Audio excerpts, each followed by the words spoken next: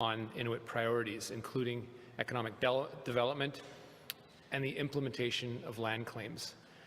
I'm grateful to work with the Inuit Tapiriit, Kanatami, and President Obed in particular, and really look forward to continuing that work. I will leave it there right now, and on that note, hand it over to the Prime Minister. Merci.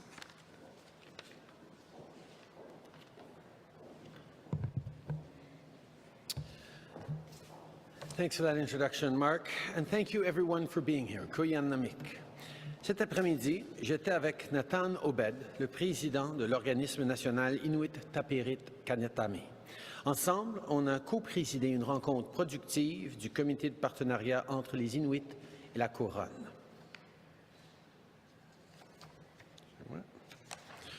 At the meeting, all members of the committee endorsed the new Inuit Nunangat policy. This policy recognizes the Inuit homeland, Inuit Nunangat, as a distinct geographical, cultural and political region. Aujourd'hui, le comité de partenariat entre les Inuits et la Couronne a approuvé la nouvelle politique sur l'Inuit Nunangat.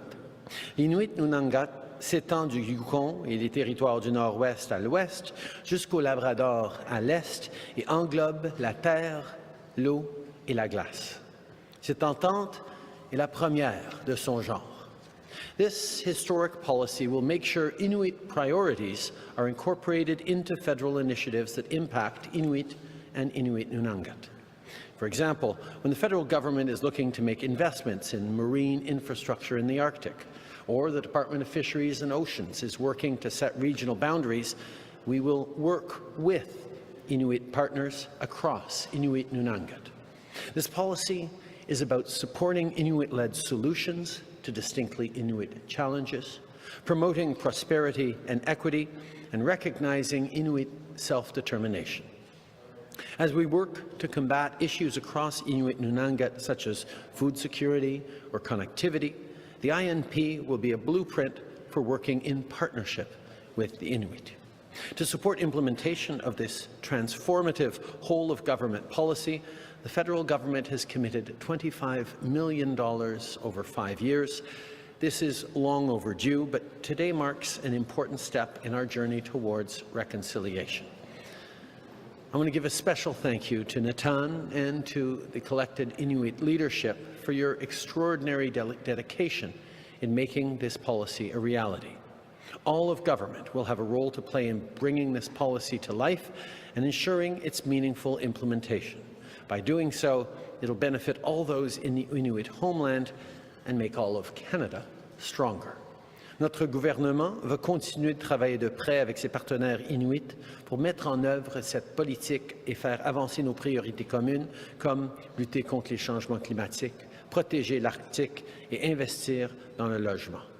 Merci. Thank you. Nakomik. I'll now turn it over to President Obed.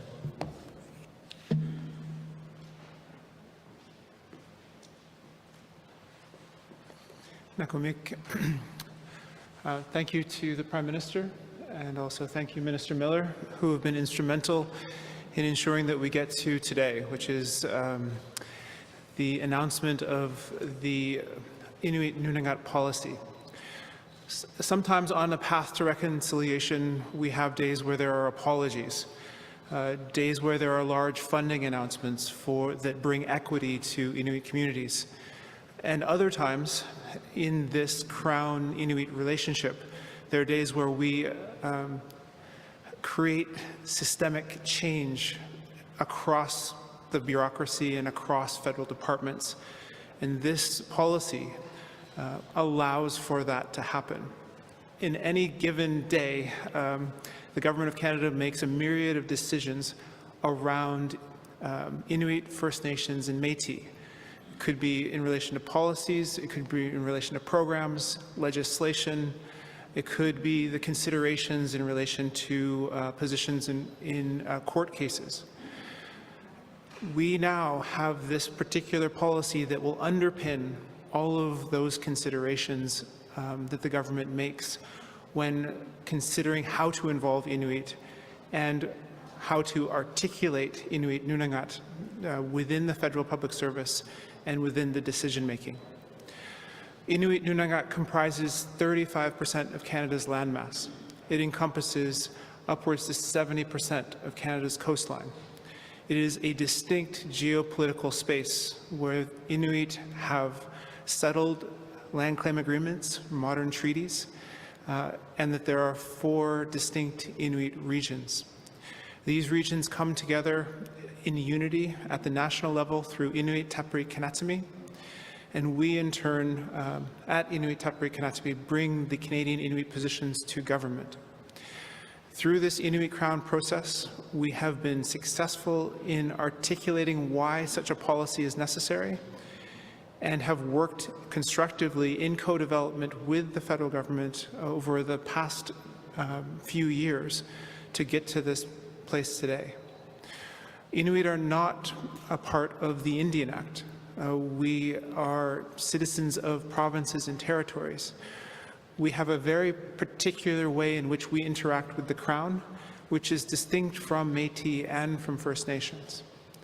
The necessity of a policy like this that instructs government on how to engage with Inuit and how to respect Inuit self-determination, how to respect the place that Inuit have within the Constitution, and also how to respect the way in which Inuit have chosen to mobilize politically and from an issues-based perspective, will allow the federal government to make better decisions.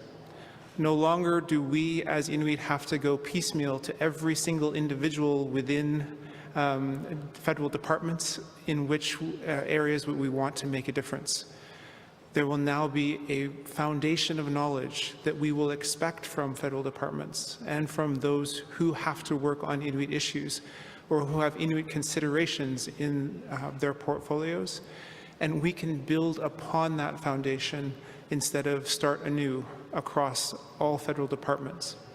I want to thank again the Prime Minister for his leadership in seeing this through to the end and to today, and also the leadership of Minister Miller and his cabinet colleagues in this transformative policy that will affect positive change for years to come. Nakomik.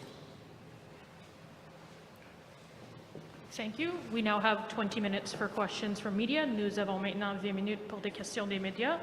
One question, one follow-up limit, une question et un suivi. On va commencer avec la première journaliste.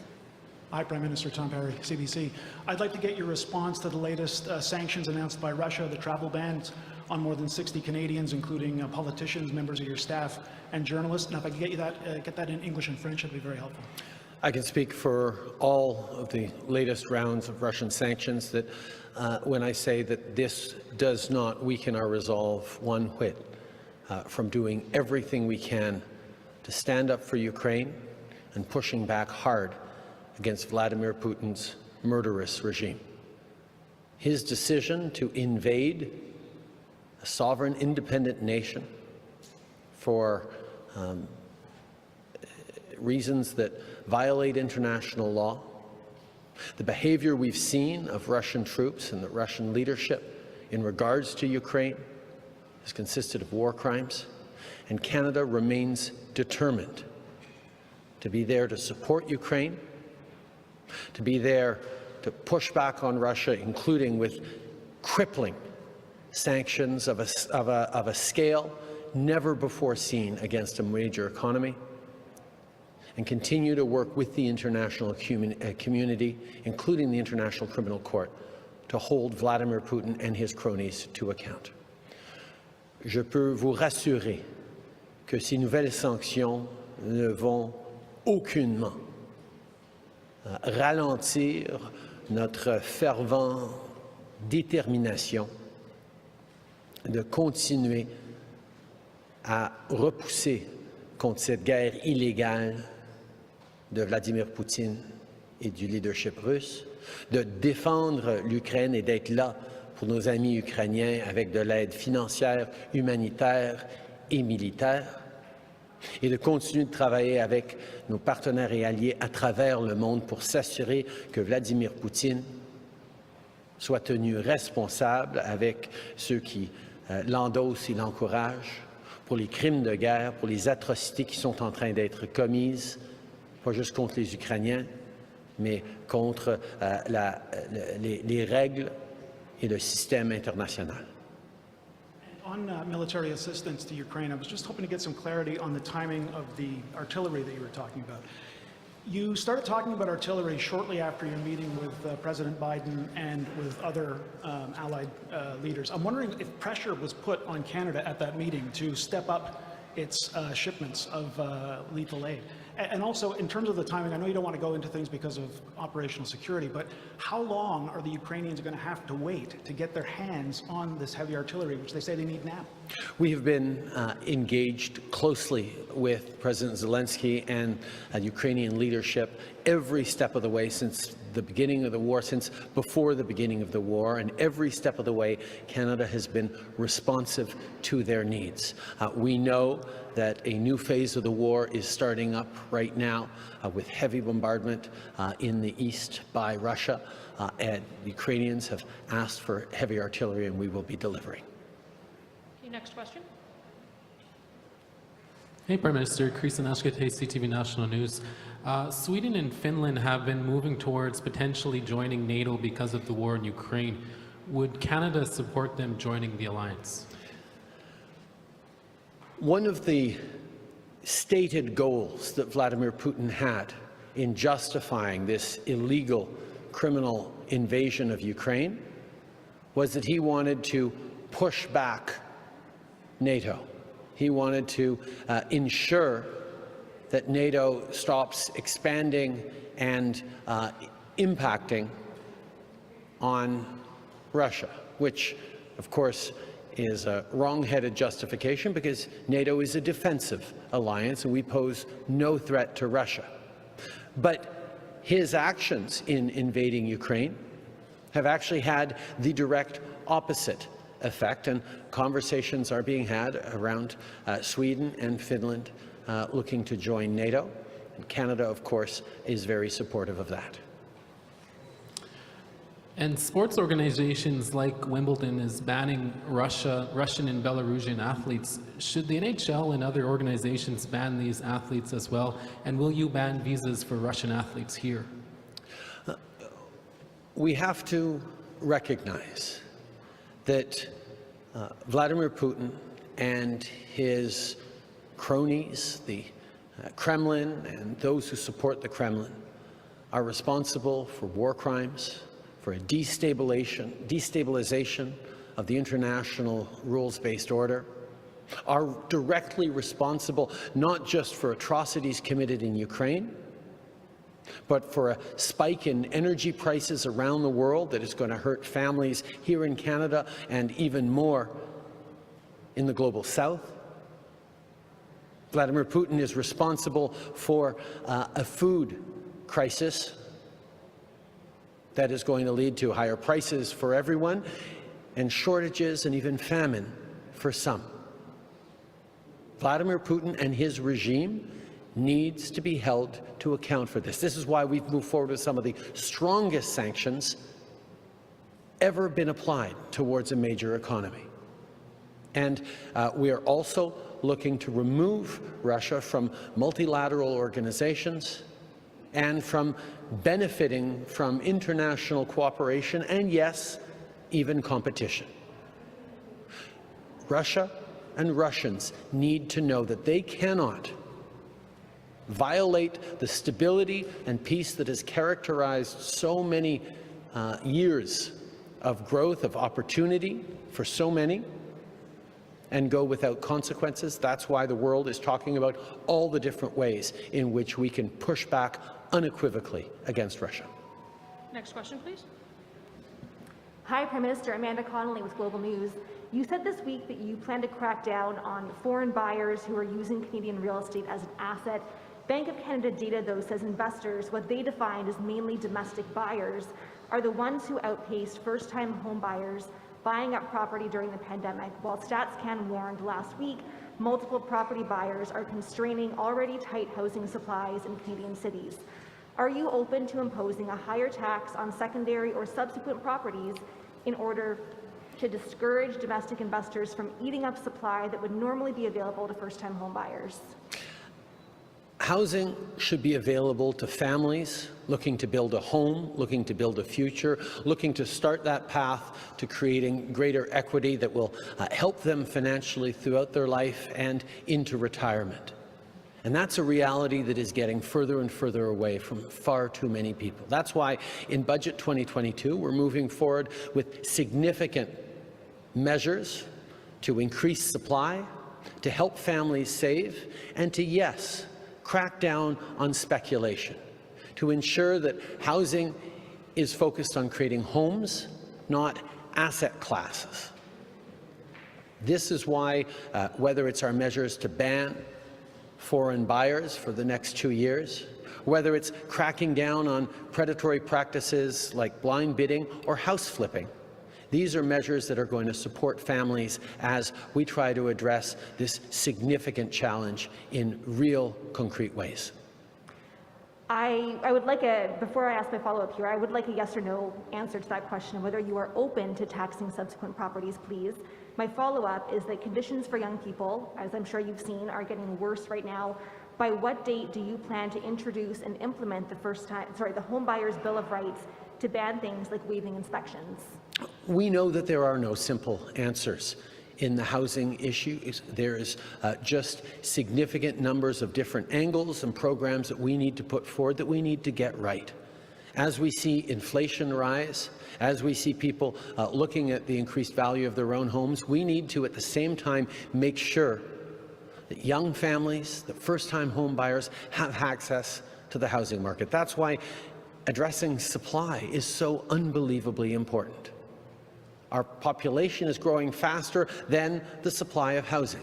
That's why over the next 10 years, we will be working to double the new housing starts across this country, including by investing directly billions of dollars to support municipalities to accelerate the construction of new housing. We know that it's going to take a range of initiatives and investments to support families as they get into their new homes, and that's exactly what we're here for. Bonjour, M. Trudeau, Marie Chabot-Johnson de Radio-Canada. Je voulais un peu plus vous entendre en fait sur la question de la controverse autour du Canadien national et de leur CA. À la lumière de ce qui s'est passé, est-ce que d'après vous, vous devriez modifier la loi sur les langues officielles pour ajouter des modalités comme la composition des conseils d'administration?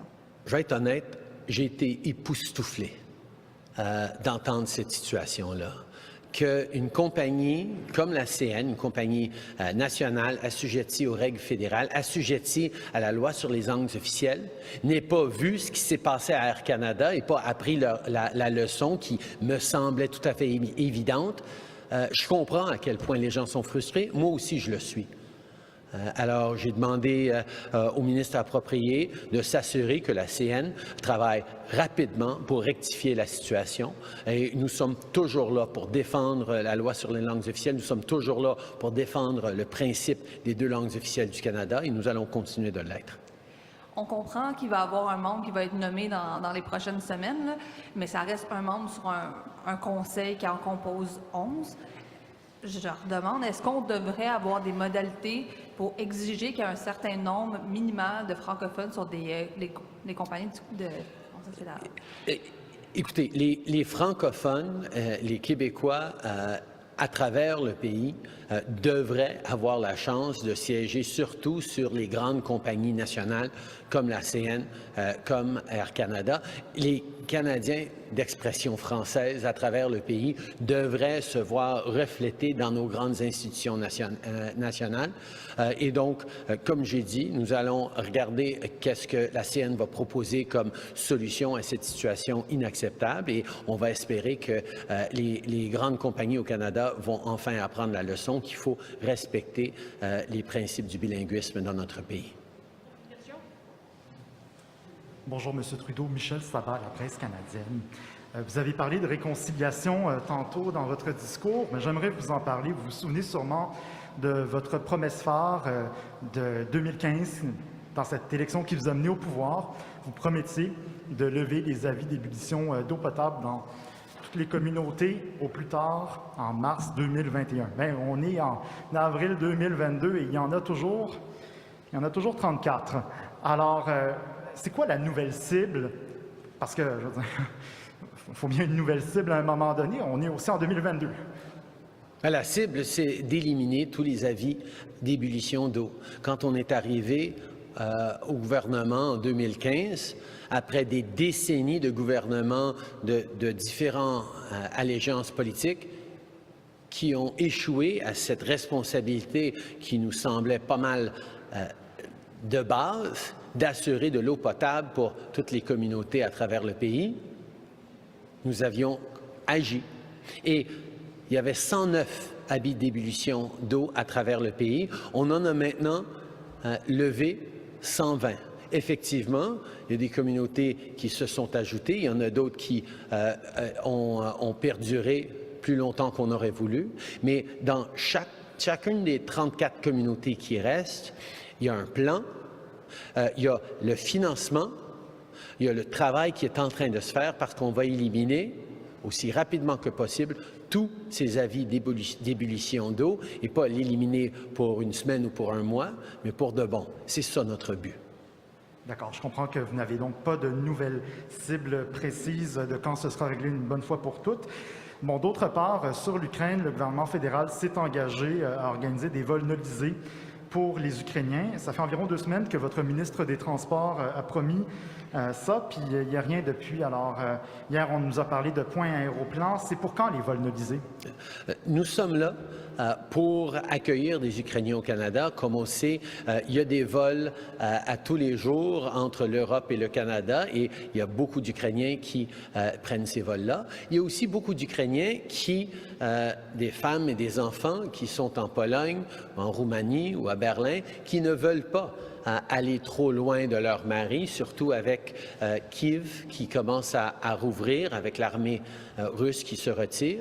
Mais nous avons mis en place des mesures accélérées d'octroi de visa. Nous avons accepté des centaines de milliers d'applications. On a donné des réponses positives à des dizaines de milliers et on a reçu plus de 10 000 Ukrainiens au Canada depuis les derniers mois. On va continuer d'être là avec toutes les mesures nécessaires, y compris des vols nolisés. Prochaine question. Bonjour, M. Trudeau, Raphaël Pirot de l'agence QMI. D'abord, élection présidentielle en France. Votre réflexion là-dessus, est-ce que vous endossez un candidat en particulier? Évidemment, c'est une décision très importante pour les Français. Ils vont avoir un choix à faire dimanche qui va avoir un grand impact sur leur vie et sur le parcours de la France. Mais je dois souligner que depuis plusieurs années, j'ai l'honneur et le plaisir de travailler aux côtés du président Macron, que ce soit sur les changements climatiques, que ce soit sur la croissance économique inclusive, que ce soit sur les enjeux internationaux et la protection de la démocratie. Et je peux dire que ce serait une bonne chose pour le Canada et pour le monde qu'on puisse continuer de travailler avec Emmanuel dans les années à venir. En anglais, s'il vous plaît. Obviously, this is a decision for French citizens. It's an important one about how they move forward as a country and as a democracy. But let me add that over the past years, I have had the good fortune of working alongside President Macron on important issues for Canada and for the world, whether it be on climate change, on inclusive growth, or on standing up on big international issues like the protection of democracy and fighting disinformation. And I can tell you that it would be a good thing for Canada and it would be a good thing for the world to be able to continue to work with Emmanuel Macron on that. Merci beaucoup. Et deuxièmement, en fait, il y a des rapports qui sortent et qui apparemment, les États-Unis et certains autres pays qui envoient des armes en Ukraine ne sont pas nécessairement au courant des détails de quand les armes arrivent en Ukraine. On ne sait pas exactement qu'est-ce qui arrive. Je veux savoir, le Canada, est-ce qu'on est au courant? Est-ce qu'on a une confirmation quand nos armes arrivent sur place? Est-ce qu'on sait qu'est-ce qui se passe avec? Oui. Chaque fois qu'on a envoyé des armes, de l'équipement, on est capable de savoir exactement quand ils arrivent et quand ils sont en train d'être utilisés par les Ukrainiens. Évidemment, c'est une zone de conflit, mais on sait que l'aide qu'on a envoyée, incluant l'aide militaire, les armements, est arrivée et est en train d'être utilisée. Hi, Prime Minister. Stephanie Taylor with the Canadian Press. A senior military officer, Lieutenant General Trevor Cadu, who's being investigated for alleged sexual misconduct, has retired and traveled to Ukraine. Were you informed of this, and what do you make of his actions? Obviously, I'm not going to speak about any individual case that is currently under investigation, but as you well know, Canada takes very seriously any allegations of misconduct, and we will continue to be there to ensure that women and men who serve in our Canadian Armed Forces are properly supported, respected, and given the kind of environment that is worthy of their choice to serve our country. On a different topic, you spoke about sanctions earlier, but a senator has proposed a bill that would give Canada's sanctions more teeth, allowing governments to seize frozen assets and donate them to humanitarian groups or foreign government. In this case, that would allow Canada to seize the riches of oligarchs and give it to Ukraine. Do you support this bill? There are reflections always on how we can go even further in our sanctions. As you've seen, we continue to step up our lists of sanctions. The most important thing around sanctions, however, is to be coordinated with all of our allies. And that's the unity that we've seen across Europe and around the world that is most devastating to the Kremlin and to Putin himself. The fact that we have closed loopholes, the fact that there is a firmness and a strength of unity anytime Putin looks at NATO, at Europe, or at democracies around the world, even at the UN, where 141 countries stood up to condemn Vladimir Putin's actions in invading Ukraine. These are things that have a real impact, and we will continue to look for more ways to continue to punish Putin and his regime for their illegal, unconscionable war in Ukraine. We'll take the last question. Hi, Prime Minister Trudeau. I'm Miral with Nunangat News. I have a question for you and Mr. Obed. I'd like to know how the success of the new Inuit Nunangat policy will be measured over the next 5 years as it's being implemented. It's an excellent question, and thank you. The reality is, over the past years, we have moved forward in a historic partnership, the federal government working directly with Inuit leadership on a range of issues that impact upon Inuit Nunangat, whether it's on housing, whether it's on infrastructure, whether it's on health outcomes, whether it's on education. The kinds of partnerships we've been able to build have been significant. At the same time, however, we know that it's not just about the great relationship that this government has with Inuit leadership. It's about building a system that is going to transform that relationship for the long term. As Natan said quite beautifully, there are some days where the government stands up and talks about reconciliation through an apology. There are some days when the government stands up and talks about reconciliation through significant investments of massive funds to close equity gaps.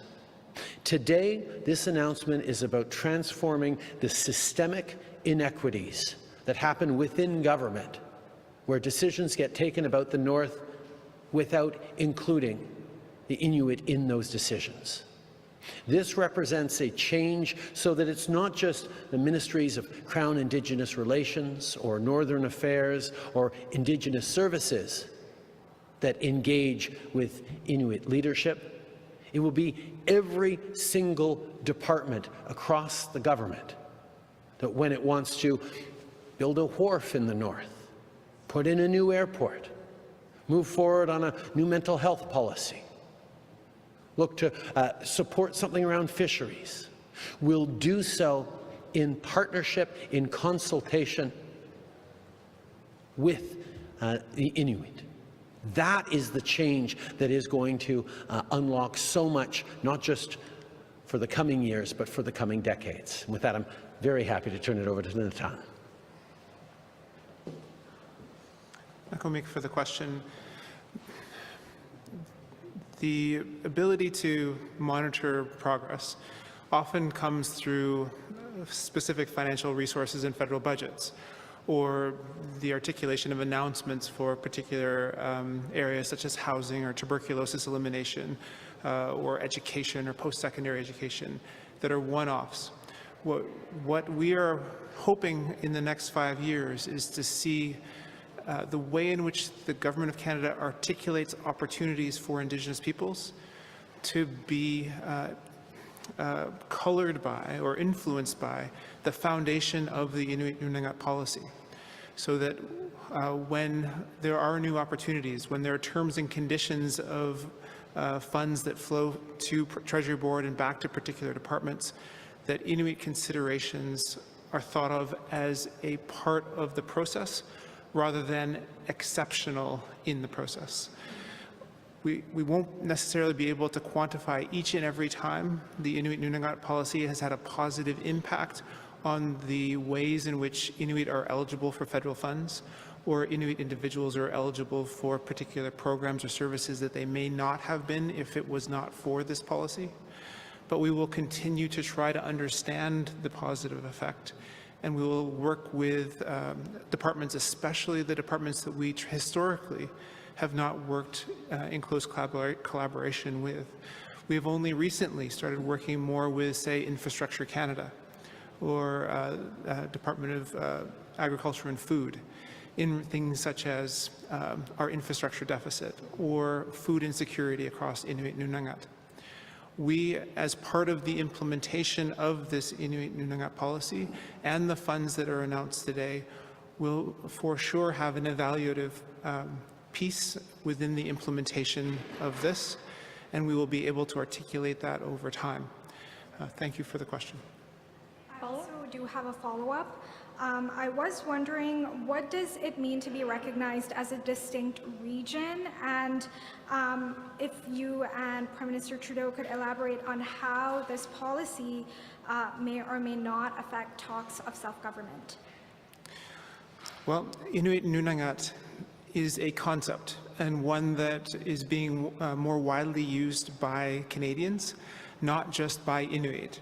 We have described this as our homeland, and since we have mobilized since the 1970s to today, we have signed modern treaties with the Government of Canada, and we have imagined our homeland now in a very different geopolitical way than we may have in the 1970s, when it was just understood to be our land. But now it means much more, especially within the relationship piece with the Government of Canada and globally in the threat of Arctic sovereignty. Canada and Inuit aligned in this particular way that recognizes Inuit Nunangat significantly enhances Canada's Arctic sovereignty. Inuit are the foundation of Arctic sovereignty in Canada. That has always been the case since the formation of this country, and we hope that it will continue to be the case moving forward. We look forward to maximizing the ability to work with the Government of Canada on these issues, and we also are very thankful for the approach that the Canadian government has taken in relation to the implementation of the United Nations Declaration on the Rights of Indigenous Peoples, the understanding and affirmation and exercising of Section 35 rights under the Constitution, and then building upon Supreme Court rulings and other legislation that has created the environment for this to happen in a way that benefits both Inuit and the Government of Canada.